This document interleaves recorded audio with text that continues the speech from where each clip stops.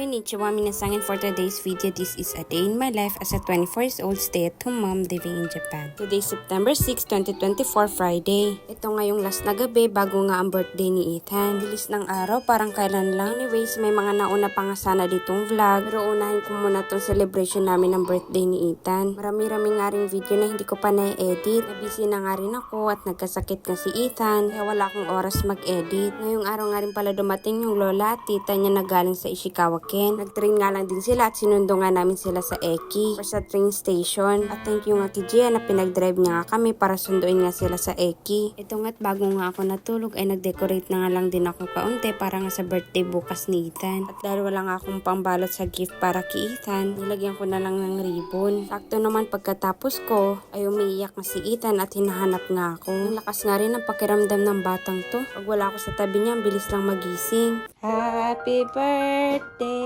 to you. Happy birthday to you. Happy birthday, dear Ethan. Happy birthday to you. Yay! Come. Let's blow, let's blow. Let's blow the candle. Ay, dada blue, issue ni blue. 1, 2, 3. Yay! Imanan say. One. Yay! Dali.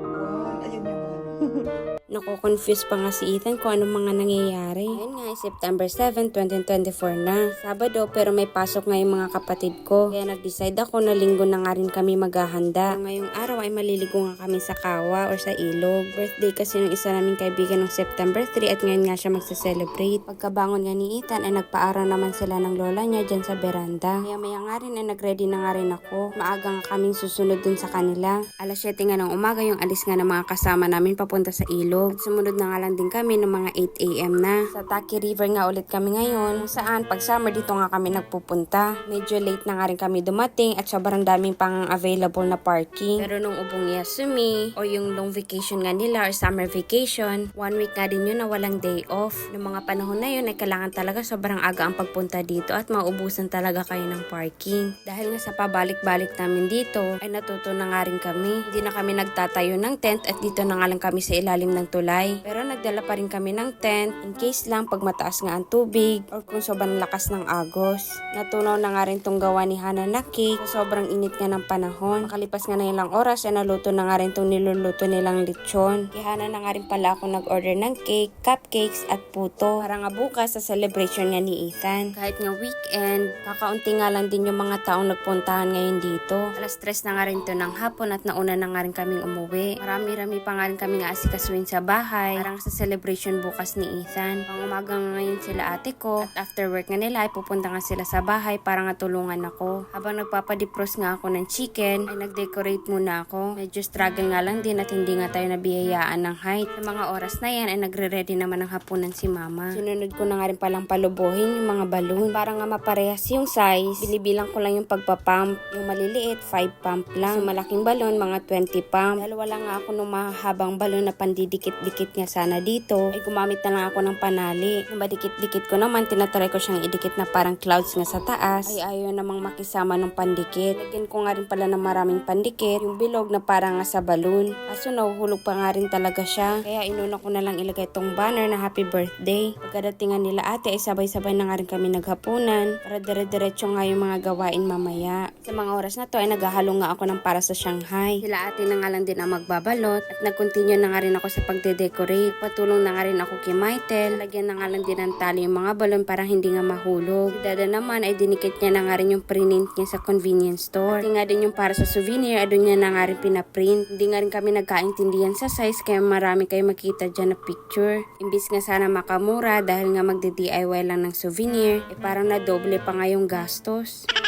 Nagmarinate na nga rin ako ng ilelechon ko nga bukas. At sa air fryer ko nga lang din niluluto. Nagluto na nga rin pala ako ng gulaman na mango at sago para nga sa mango tapioca bukas. At habang naghihintay nga ako na tuminggas yung gulaman, ay nagtulong-tulong na nga rin kami nagupitin yung pictures na para sa souvenirs. Nabili ko nga lang din tong magnet na to sa Daiso. Malayo pa lang ang birthday ni Ethan, gusto ko talaga na souvenir ay magnet. Mahilig kasi kami mangolekta ng magnet na galing nga sa mga napupuntahan naming lugar. Rami-rami na nga rin kami naipon dito sa ref nga namin. Hindi ko na nga rin palang makalimutan na meron pala akong pangbalot dito sa mga souvenir. Tagal-tagal na nga rin to nakaimbak lang sa kusina. Bago nga rin pala ako natulog nito ay tinapos ko nga rin yung mango tapioca. Para sobrang lamig na nga rin pagka kinabukasan. Sarap nga rin kasi kainin yung pag sobrang lamig. Pagkatapos ko nga ilagay isa-isa ay tinanggalan ko naman ng mga sticker para nga idikit. And don't forget to follow our page. That's for today's video. Thank you for watching. Matane!